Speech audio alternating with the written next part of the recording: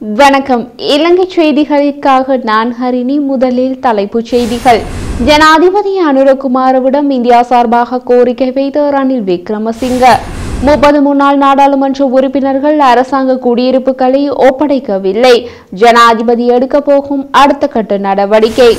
ஜனாதிபதி அனுரவின் மாவீரர் தின நிலைப்பாடு இன்று வெளியானது. இனி விரிவான செய்திகள். ஜனநாயக போராளிகள் கட்சியின் தலைவர் வேந்தன் புதிய ஜனாதிபதி அனுரகுமாரவிடம் நல்லிணக்கத்தின் முதல் படியாக மாவீரர் நினைவேந்தலுக்காக துயிலுமில்லங்களில் இருந்து இராணுவத்தை வெளியேற்ற நடவடிக்கை எடுக்க வேண்டும் என கோரிக்கை விடுத்துள்ளார். அவர் மேலும் தெரிவிக்கையில், வழமையாக மாவீரர் நாளில் காவல்துறையினர் மற்றும் உளவுத்துறையினர் மாவீரர் நிகழ்வுகளில் குழப்பம் விளைவிப்பதில்லை. ஆனால் அவர்கள் பல்வேறு தடைகள் போடுவதுமாக நெருக்கடிகளை கொடுத்து வந்தனர். இந்த நிலையில் இலங்கையின் நல்லிணக்கத்தை ஏற்படுத்த போவதாக அனுரகுமார தெரிவித்திருந்தார். அந்த வகையில் நல்லிணக்கத்தின் முதலாவது நிகழ்வாக மாவீரர் நினைவேந்தலை சுதந்திரமாக மேற்கொள்ள அனுமதி அளிக்க வேண்டும். அதுடன் மாவீரர் துயிலும் இல்ல காணிகளில் இருந்தும் ராணுவம் வெளியேற நடவடிக்கை எடுக்க வேண்டும் என அவர் தெரிவித்துள்ளார். ஐக்கிய மக்கள் சக்தியின் தேசிய பட்டியலில் நாடாளுமன்றம் போவதற்கு உட்கட்சி அடிப்படை தொடங்கியுள்ளது. நாடாளுமன்ற உறுப்பினர் முஜிபுர் ரஹ்மான் ஐக்கிய மக்கள் சக்தியின் எஞ்சியுள்ள 4 தேசிய பட்டியல் நாடாளுமன்ற உறுப்பினர் பதவிகளுக்கு எதிர்வரும் திங்கட்கிழமைக்குள் நாடாளுமன்ற உறுப்பினர்களை நியமிக்கும் என தெரிவித்துள்ளார். மேலும் கருத்து தெரிவித்த அவர், கடந்த நாடாளுமன்ற தேர்தலில் கட்சி பெற்ற தேசிய பட்டியல் எம்பி பதவிகளில் 5 பதவிகளில் 1 பதவியே இதுவரை நிரப்பப்பட்டுள்ளது. மீதமுள்ள 4 பதவிகளுக்கு டலஸ் அழகபெரும, பேராசிரியர் ஜிஎல் பீரிஸ், இமிடியஸ் பாக்கிர் மார்க்கர், சுஜீவ் சேனசிங்க மற்றும் மனோகணீசன் ஆகியோரின் பெயர்கள் முன்மொழியப்பட்டுள்ளன என தெரிவித்துள்ளார். இதேவேளை ஐக்கிய மக்கள் சக்தியின் தேசிய பட்டியலில் இருந்து தனது தந்தை லக்ஷ்மண் கிரியல்லவின் பெயர் நீக்கப்பட்டுள்ளதாக நாடாளுமன்ற உறுப்பினர் சாமிந்திராணி கிரியல்ல குற்றம் சுமத்தியுள்ளார். வேட்புமனுவில் அவரது தந்தை கையெழுத்திட்டாலும் இறுதி பட்டியல் அவரது பெயர் நீக்கப்பட்டதாக அவர் குறிப்பிட்டுள்ளார். எனினும் கண்டி மாவட்டத்தில் இருந்து 21 வருடங்களாக நாடாளுமன்றத்தில் பெண்களுக்கான பிரதிநிதித்துவம் இல்லாத பின்னணியில் தான் பெற்ற வெற்றி மகிழ்ச்சி அளிப்பதாகவும் அவர் தெரிவித்துள்ளார். சர்வதேச நாணய நிதியத்தினால் இலங்கைக்கு வழங்கப்படும் நீடிக்கப்பட்ட கடன் வசதி தொடர்பான வேலை திட்டத்தின் 3வது மீளாய்வில் அதன் பிரதிநிதிகளுக்கு இலங்கை அதிகாரிகளுக்கும் ஊழியர் மட்ட உடன்பாட்டை எட்டியுள்ளதாக சர்வதேச நாணய நிதியம் இன்று அறிவித்துள்ளது. சர்வதேச நாணய நிதியத்தின் முகாமைத்துவமும் அதன் நிறைவேற்று சபையும் இதனை அங்கீகரித்ததன் பின்னர் இலங்கைக்கு சுமார் $333 மில்லியன் பெற்றுக்கொள்ள வாய்ப்பு கிடைக்கும்.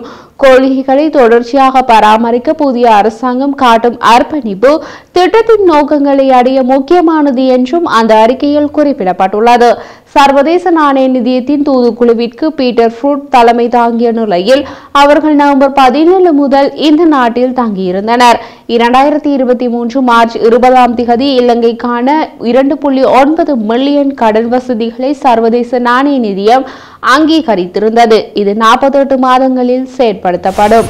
முன்னாள் ஜனாதிபதி ரணில் விக்ரமசிங்க 2023 ஆண்டு இந்தியாவுடன் கைச்சாத்திட்ட தொலைநோக்கு ஆவணத்தை தற்போதைய ஜனாதிபதி அனுரகுமார முழுமையாக நடைமுறைப்படுத்த வேண்டும் என தெரிவித்துள்ளார்.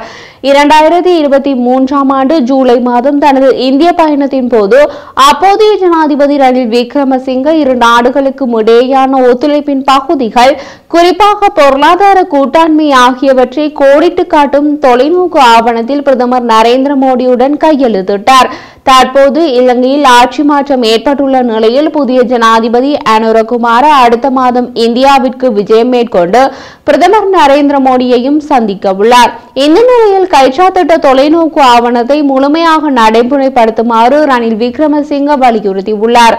மேலும் கருத்து தெரிவித்த ரணில் விக்ரமசிங்க, நானும் இந்திய பிரதமர் நரேந்திர மோடியும் கையெழுத்திட்ட தொலைநோக்கு ஆவணத்தில் இரு நாடுகளுக்கும் இடையிலான இருதரப்பு ஒத்துழைப்பினை பகுதிகளாக நாங்கள் குறிப்பிட்டுள்ளோம். அனுரகுமார, இந்த தொலைநோக்கு ஆவணத்தை நாம் முழுமையாக நடைமுறைப்படுத்த வேண்டும் என்று கேட்டுக்கொள்கின்றோம் என்றார். ஏற்றுக்கொள்ளப்பட்ட தொலைநோக்கு ஆவணம் இந்தியாவிற்கும் இலங்கைக்கும் இடையில் கடல், வான், எரிசக்தி உறவுகள் மற்றும் மக்களிடையேயான தொடர்பை வலுப்படுத்த குறித்து வலியுறுத்தப்பட்டுள்ளது. மேலும் இதனூடாக சுற்றுலா, மின்சாரம், வர்த்தகம், உயர்கல்வி மற்றும் திறன் மேம்பாடு ஆகியவற்றில் பரஸ்பர ஒத்துழைப்பை விரைவுபடுத்தவும் திட்டமிடப்பட்டுள்ளமை குறிப்பிடத்தக்கது.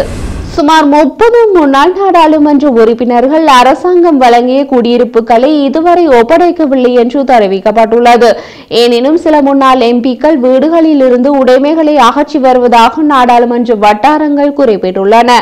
புதிய எம்பிக்களுக்கு குடியிருப்புகள் வழங்க உள்ளதாக தெரிவித்து முன்னாள் நாடாளுமன்ற உறுப்பினர்களை வீடுகளை விட்டு வெளியேறுமாறு தெரிவிக்கப்பட்டது. அதன்படி 7 எம்பிக்கள் தங்களுடைய குடியிருப்புகளை விட்டு வெளியேறியுள்ளனர்.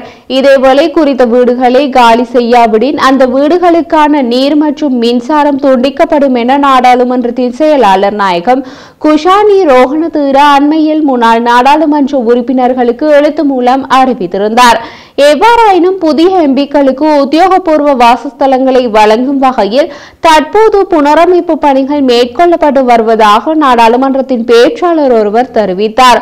மாடிவளையில் உள்ள வீட்டு தொகுதி புதிய நாடாளுமன்ற உறுப்பினர்களுக்கு எதிர்வரும் டிசம்பர் மாதம் 3ஆம் தேதி வழங்கப்படும் எனவும் தெரிவிக்கப்பட்டுள்ளது. இதேவேளை மாடிவள பிரதேசத்தில் அமைந்துள்ள வீடமைப்பு தொகுதியிலிருந்து வீடுகளை பெற்றுத் தருமாறு சுமார் 35 நாடாளுமன்ற உறுப்பினர்கள் கோரிக்கை விடுத்துள்ளனர்.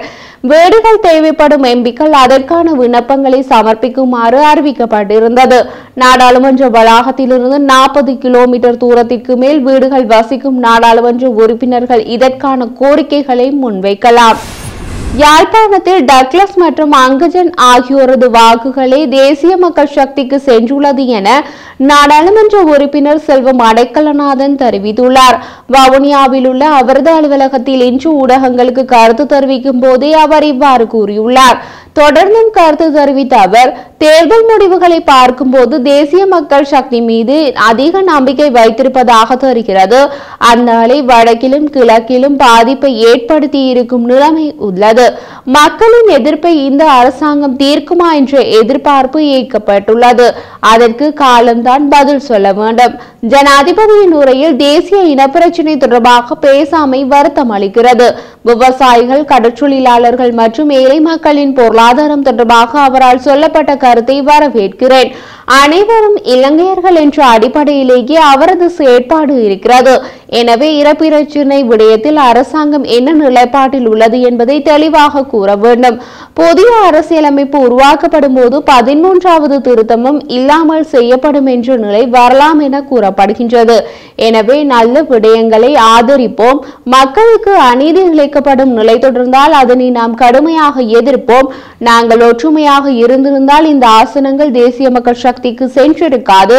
தமிழ் கட்சிகளுக்கு விழுந்த வாக்குகளை பார்த்தால் அது புலப்படும். நாடாளுமன்றத்தில் தனித்தனியாக நாங்கள் செயற்பட முடியாது என்பது எனது கருத்து. பொதுவான விடயத்தில் ஏனைய தமிழ் கட்சிகளுடன் இணைந்து ஒற்றுமையாக செயற்பட வேண்டும். அதன் மூலமே பல விடயங்களை நாம் சாதிக்க முடியும். நாங்கள் ஒன்றிணைந்தால் மக்கள் எங்களோடு நிற்பார்கள் என்பதை தேர்தல் மூலம் சொல்லி இருக்கிறார்கள். எனவே இனிவரும் காலங்களிலும் நாங்கள் ஒன்றிணைந்து செயற்பட வேண்டும் என அவர் தெரிவித்துள்ளார்.